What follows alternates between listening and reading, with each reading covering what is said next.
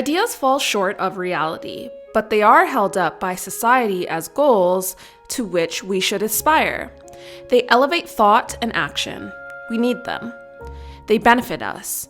We may, one day, in a perfect world, achieve an ideal. More likely is that we will keep them in mind as we make imperfect progress. On a personal level, you may have a role model or an ideal of what you want to achieve in your career, or what you want to become as a person. You may have an idol who has your dream job or lives your dream life. While you know this person is human, that they have faults that you don't want to adopt and private challenges you don't know about, you still hold them up as your role model of what you want to become. What you do with this ideal person is look at how they got where they are and see if you can follow a similar path.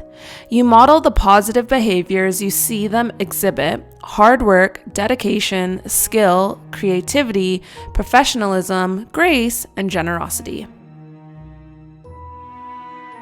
Hello ladies, welcome back to my channel, or welcome if this is your first time. My name is Nicole, and I've been on a little bit of a level up journey this last year and a half, and with that I've been coming to YouTube and sharing my growth and my findings with you. So if that sounds like a type of community that you want to immerse yourself in, then I would encourage you to press the subscribe button and join this little community here. And if you like talking about old money, do press a like button so I can gauge whether this is a topic that you would like to see more of. Now with that, let's talk about how old money women demystify, debunk the illusions and the ideals in their life. Because sometimes you might see something and you might not realize, okay, this is an ideal, but am I witnessing an illusion, or is that truly what I'm seeing? Am I seeing the real thing, or am I seeing a facade? So one of the first tips that I have for you from reading this particular chapter in this Old Money, New Woman book is, if there is a certain concept that you see as an ideal, you can turn that into a mantra for your life. And I sat back when I read this and I thought, is there anything that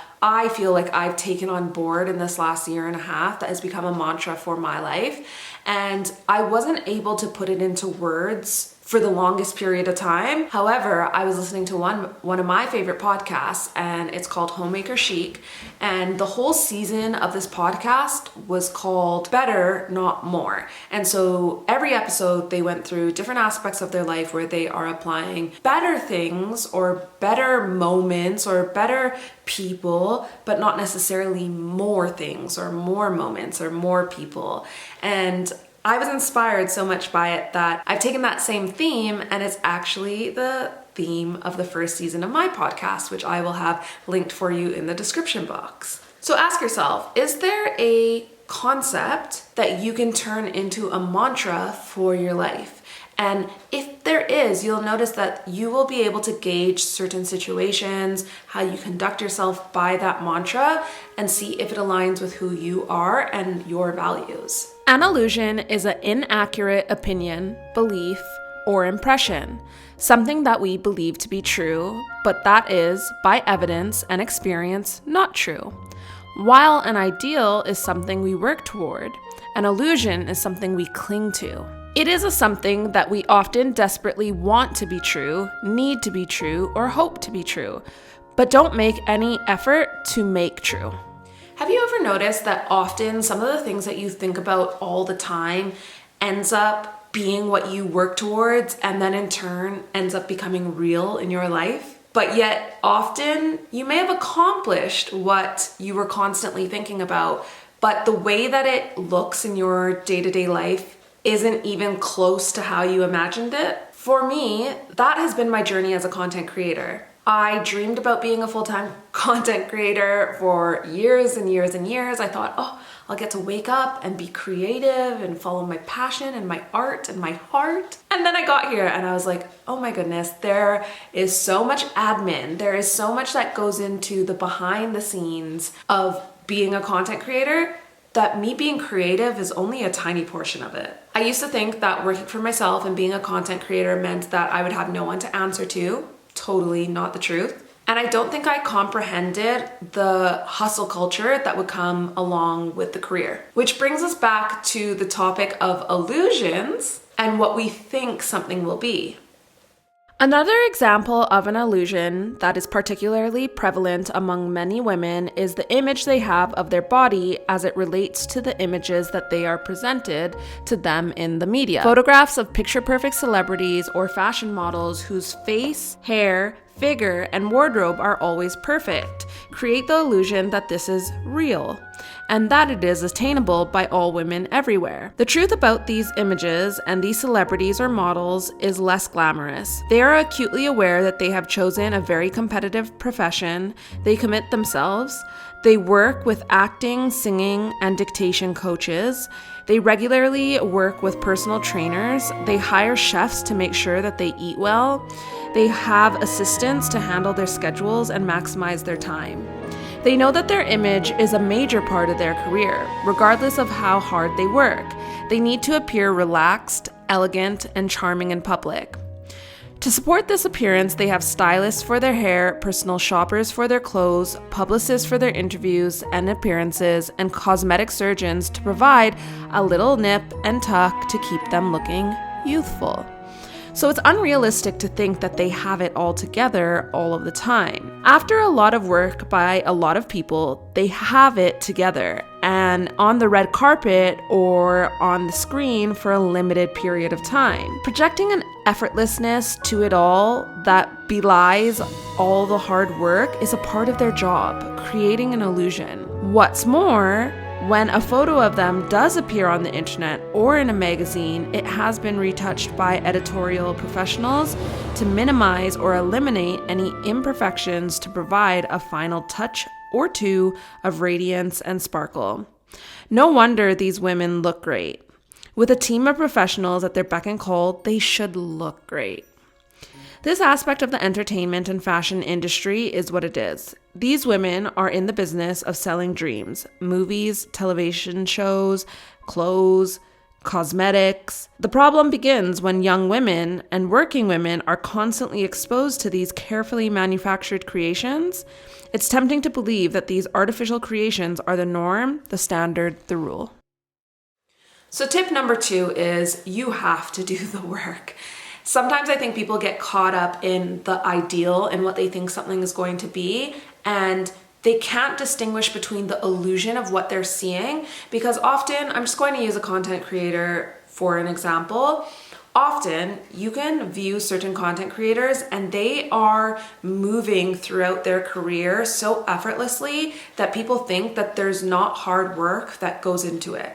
Now you can apply that to almost any career, and I think we can see ebbs and flows of this with certain types of careers. Maybe you're a similar age to myself, but a few years back, everybody was wanting to be a DJ. Everybody. Then I feel like everybody was a photographer. Then I feel now everybody is a content creator. And I think people, they get into these careers because it looks like fun. It looks like the dream. But then when they get into it, they're like, oh wow, there was a lot to this job and this career that I had no idea was a part of it. And it's because they got sucked into the illusion of it. And the thing is that often when you sit back and you ask yourself or you observe yourself and you see that you're not putting in the work that is going to get you to those goals, it's because you were actually suffering with the illusion of what you thought this career, this situation was, and not the actual reality of what that was. And the thing is that it often feels better to have an illusion than to acknowledge the reality. So I've had a few screenshots saved on my phone forever now, and I always refer back to them. And the first one, it was from We the Urban. I'll have it right here, but it says, people romanticize their plans but dread the execution. The magic you're looking for is the work you're avoiding. And then the other one says, growth happens by doing the things you're unqualified to do. I think we also fall into this trap when we're observing celebrities and influencers as average everyday people. What we don't realize is that often to curate this look, there's a lot of people that are behind this person to make them look the way that they look. I often get compliments on my video editing and and how I'm putting out content here on YouTube when I have people that are helping me with it. Now I can do the editing and I can do these things, but I can't be everywhere at once. And even it made me reflect on, I was in a commercial. To get my hair and my look to look the way that it did for this commercial, I had a whole team behind me. And I think this is why we have to be cognizant about who we're comparing ourselves to and understand and realize that we're looking at an illusion. It's not actually real, and therefore we shouldn't be making it an ideal. So I've done a lot of talking, but how does this pertain to old money and what do old money women do? So number one, they don't compare themselves to illusions. They then therefore don't aspire to be these illusions. And then equally, they are not influenced by these illusions. However, they invest in themselves to determine what their individual ideal is. Ever since I moved to the UK, I've noticed that the word bespoke, if you're going to any luxury or posh place, they love the word bespoke. And I feel like when you look at old money, they have bespoke experiences, but they even apply that to their life. And they don't compare themselves to an ideal of something. They make their own ideal. And I think that's what sets them apart from the rest, is that you see them, it feels like they're walking to the beat of their own drum. They're confident in who they are, but it's because they're not falling into the traps of comparing themselves to an illusion. Now you might be watching this, you might have made it, almost to the end of this video, and you might be thinking, I don't fall into this comparison trap. But I used to say that about myself. I used to say, I don't compare myself to other people on Instagram. I don't compare myself to models and stuff. However, I'm gonna put some pictures right here of when I was at my slimmest weight. And I remember looking at myself in these photos and being like, if only I just had 10 more pounds to lose, if only I had X amount more to lose. And I couldn't see in the moment that I actually looked good. And yet, I have to sit here and say to myself, I was comparing myself to an illusion of something when really I was my own ideal in this situation. Is there a way that you can look back in your life and see that you actually were comparing yourself to an illusion of something and not realizing that you were your own ideal? I think if I had done a little bit more work in investing in myself, I would have been able to see that and maybe would have got rid of the comparison trap. But let me know how you go about combating this. Do you see yourself looking through the lens of an old money woman, or do you see that there's a little bit of work for you to do on the topic? Anyways, my friends, that is it for this video. I hope you enjoyed it. The next video is going to be all about how old money women deal with their relationships and the ideals and the illusions that come along with that. Thank you so much for watching. I hope to see you in the next one. Bye.